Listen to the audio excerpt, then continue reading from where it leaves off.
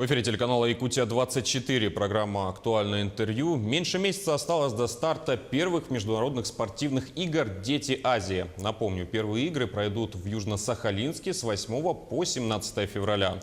Соревнования пройдут по 8 видам спорта, а именно биатлон, горнолыжный спорт, лыжные гонки, прыжки на лыжах с трамплина, фигурное катание, сноуборд, хоккей и шорт-трек. Еще несколько лет назад в регионе было трудно представить, что фигурное катание станет популярным видом спорта среди детей. И как раз об этом мы поговорим с гостьей нашей программы, председателем Федерации фигурного катания на коньках Республики Саха-Якутия Еленой Татариновой. Елена Николаевна, здравствуйте. Здравствуйте. Спасибо, что выделили время ответить на наши вопросы и приехали в студию. Весь прошлый год сборная Республики Саха-Якутия упорно готовилась к первым зимним играм. Сколько юных спортсменов по фигурному катанию будут представлять наш регион? По положению мы можем представить 2 девочки и 2 мальчика. Вот, то есть у нас всего одна пара? У нас одиночное катание. Это одиночное. Это одиночное катание, поэтому у нас представляют 2 девочки в одиночном катании и мужчины 2 мальчика. А как происходил отбор спортсменов? В каких условиях их отбирали? И в каких состязаниях они ранее принимали участие? У нас еще есть секция в городе Мирном. И, конечно, наши основные конкуренты – это они. И мы проводим каждый год республиканские соревнования, где встречаемся всеми нашими коллективами и соревнуемся. И поэтому лучшие победители едут на соревнования. А помимо города Якутска и города Мирного, какие еще представители, с каких городов, точнее, у нас приезжают и показывают каждый год хорошие результаты? Кого можно отметить? Так как у нас закрытые соревнования, то есть только для жителей республики, поэтому у нас еще в прошлом году были ребята из города Нерюнгри, но там пока не очень развивается. А какие задачи поставлены перед нашей сборной?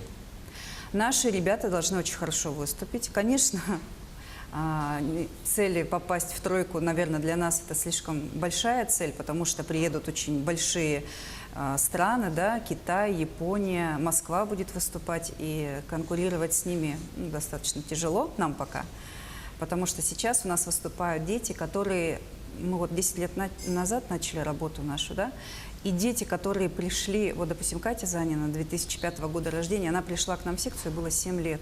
И, соответственно, она только сейчас, это наш первый выпуск, первые дети, которые показывают результат. А до этого, поначалу, когда мы работали, у нас были в основном дети-любители, то есть постарше приходили взрослые. И уже более сильные спортсмены, которых мы вырастили за это время, они, конечно, помоложе, и они в сборную не попали. А как вы можете все-таки оценить шансы наших ребят? Есть ли возможность попасть в топ-10 спортсменов? Дарья Батяева, мы возлагаем надежды на нее. Она более сильный спортсмен. Возможно, она в топ-10 попадет. Когда в регионе появилось фигурное катание в целом? Это довольно молодой вид спорта, насколько мы знаем. Да, вообще в 96 году, когда был построен Ледовый дворец, в Якутию приехали тренера из Питера, Калашникова Нина Александровна, они обучали первых детей, набирали. И сейчас тренерами работают как раз первый набор 96 года. А есть ли какие-нибудь особенности развития фигурного катания именно у нас в регионе по сравнению, допустим, с центральными городами России?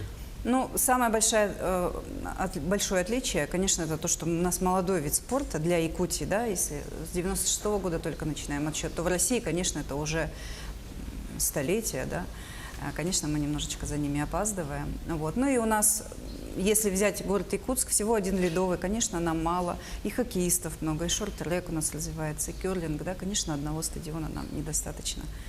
А помимо города Якутска, в каких еще, так скажем, городах нашей большой республики развивается этот вид спорта? В городе Мирном работает Ольга Николаевна Ладыгина. Они очень хорошо развивают.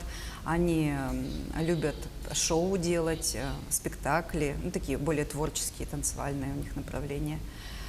И в городе Нерюнгри. Пока там только начинали, пока приостановили работу. А как вы оцените уровень наших тренеров? Хватает ли тренеров как в городе Якутске, так и в других городах? И, может быть, стоит привлекать тренеров со стороны, с других субъектов? Мы привлекаем. Мы сотрудничаем с региональной общественной организацией Федерации фигурного катания Екатеринбурга, Свердловской области, и специалисты оттуда приезжают к нам ежегодно. Мы работаем в связке вместе с ними. И, конечно, мы выезжаем в город Омск, там проходят семинары для тренеров, тоже там постоянно обучаемся. Елена Николаевна, а есть ли данные, сколько в целом у нас занимаются ребят, как ребят, так и взрослых, фигурным катанием в республике? Порядка 200 человек. А это много или мало для Мало. республики? Мало. А что нужно сделать, чтобы повысить их число? Как привлечь их интерес к этому, ну, довольно интересному виду спорта? Да, спорт интересный, но у нас же очень тяжелые погодные условия, да, на открытых катках мы можем с вами покататься, ну, буквально несколько недель, а в других городах нашей республики крытых катков мало, их нет, поэтому развивать спорт, конечно, в таких условиях тяжеловато. Но я думаю, что все впереди. А кто должен быть этим заинтересован? От кого это зависит? Я думаю, что и наше спортивное руководство в этом должно быть заинтересовано, население. А как вы считаете, как нужно, так скажем, пропаганду этого вида спорта организовать так, чтобы привлечь как можно больше Я думаю, участников? что как раз ведется же в этом направлении работа. Вот первые зимние Дети Азии, я думаю, это как раз одно из таких вот предшественников увеличению, значит, массовости нашего вида спорта. В последнее время мы наблюдаем такую картину, что на озерах, в том числе и города Якутска, очень часто осенью и весной обычные люди покупают себе коньки и выходят покататься, так скажем, пока еще тепло и лед не растаял, Да. и не так холодно. В связи с этим вопрос, что дает обычному человеку это фигурное катание, и можно ли из этих людей, которые занимаются этим в таком любительском направлении, сделать из них профессиональных спортсменов? Конечно, любительское фигурное катание в последние года набирает огромную популярность. И как раз люди, вот те самые, которые ходят на озера, катаются, они, конечно, профессионалами они не становятся, но, по крайней мере, существует огромное количество соревнований для любителей. И у нас тоже занимаются детки, которые приходят в 12 лет. У нас есть хобби-класс 18+, там занимаются более взрослые люди, 30 и 40 лет, и они достигают каких-то определенных успехов. И могут поехать и в Москву, и в другие города. В прошлом году, допустим, мы ездили на чемпионат мира среди взрослых любителей в Эберсдорфе. Это официальные соревнования. Допустим, Наташа Яковлева из города Мирно заняла первое место. Любительница из Якутска Березкина Клавдия второе место заняла. Поэтому очень большие шансы и возможности для тренировок, кстати, у нас очень хорошие. Тогда такой вопрос. В каждом виде спорта есть такой определенный возраст, с которого ребенка нужно начинать вводить, так скажем, в этот вид спорта, чтобы он на пике своих физических возможностей достиг своих каких-то высот определенных. Для фигурного катания существует ли такой возраст? Конечно. Фигурное катание сейчас очень молодой стал вид спорта. Если вы видели, да, Трусова, четверные запрыгла, хотя ей всего лишь 13 лет, да. В 3-4 года нужно поставить ребенка на лед. Первый годик мы учим ребенка падать, вставать, чтобы потом с 4-5 лет уже начинать изучение элементов фигурного катания, потому что в 6 лет они выполняют первый разряд, юный фигурист, и уже должны исполнить 3 прыжка, вращения и дорожку шагов. Это достаточно большой объем работы. Но это в дальнейшей перспективе. А когда ребят отбирают именно на первоначальном этапе, есть ли какие-то условия кастинга, отбора? Да, когда мы отбор делаем, так как детки маленькие, первое, на что мы смотрим, это на подвижность ребенка. То есть фигурное катание – это шустрый вид спорта.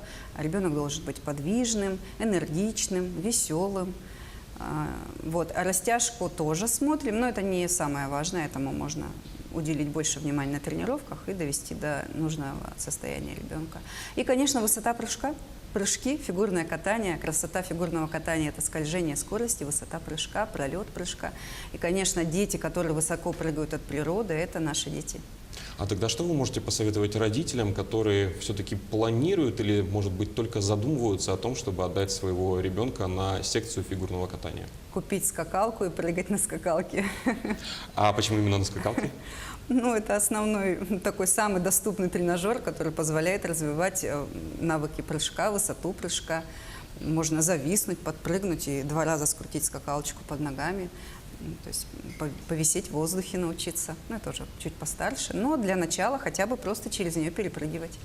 В любом хобби, в том числе и даже в профессиональном спорте, необходимо подобрать правильно тренера, чтобы у тебя не отбилось желание заниматься этим видом спорта, либо же, не дай бог, получить травму. Скажите, на что нужно обратить внимание в этом случае? Как правильно подобрать тренера?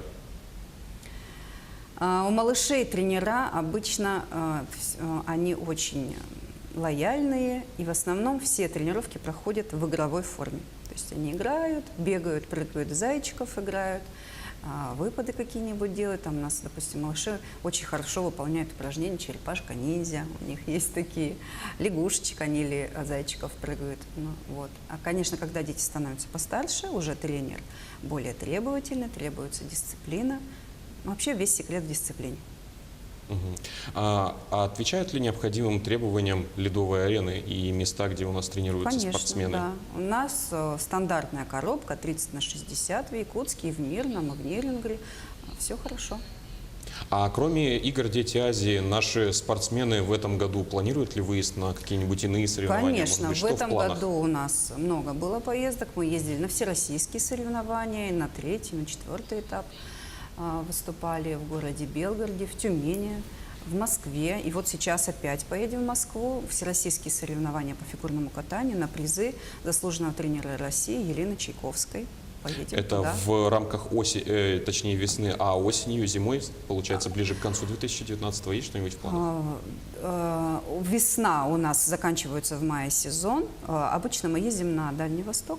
И вот в феврале помладше детки, правда, поедут на зону Сибири и Дальнего Востока, в город Омск на соревнования первенства России, отборочные. Ну что ж, Елена Николаевна, мы желаем удачи вам и вашим воспитанникам. А я напомню, что у нас в гостях была Елена Николаевна Татаринова, и обсудили мы подготовку к первым зимним видам «Дети Азии» и о развитии фигурного катания в Якутии. Вы смотрели актуальное интервью. В студии работал Василий Раченко. Оставайтесь на телеканале Якутия 24.